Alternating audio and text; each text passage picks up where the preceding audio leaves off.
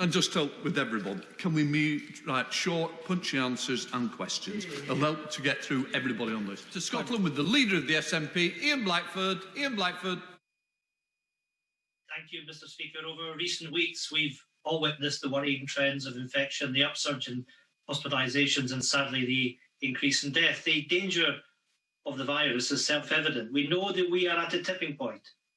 So today must be a turning point. A turning point when we must once again act collectively and get back to the absolute priority of suppressing the virus, protecting the NHS and saving lives. So can I ask the Prime Minister, is the policy to bring the R rate below 1 through the highest level interventions being proposed? Mr. Speaker, since the beginning, we've known that mass testing is vital. Any delays in the processing of tests slow the start of contact tracing.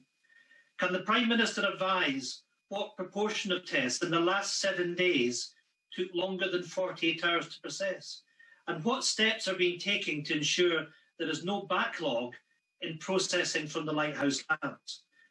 Mr. Speaker, if today is to be a turning point, then the UK government needs to carry out another U-turn on financial support for workers.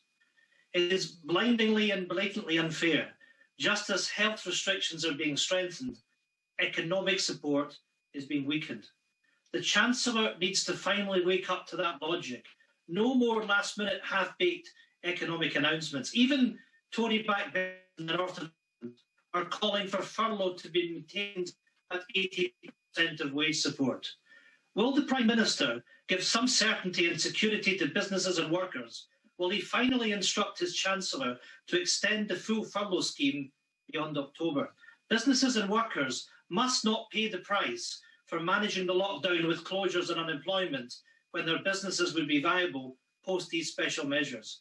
Can the Prime Minister also confirm that devolved administrations will be able to trigger the financial support directly without requiring approval from the UK government when they choose to an area under restrictions to help reduce the spread of the virus? And finally, on universal credit and support for the most vulnerable.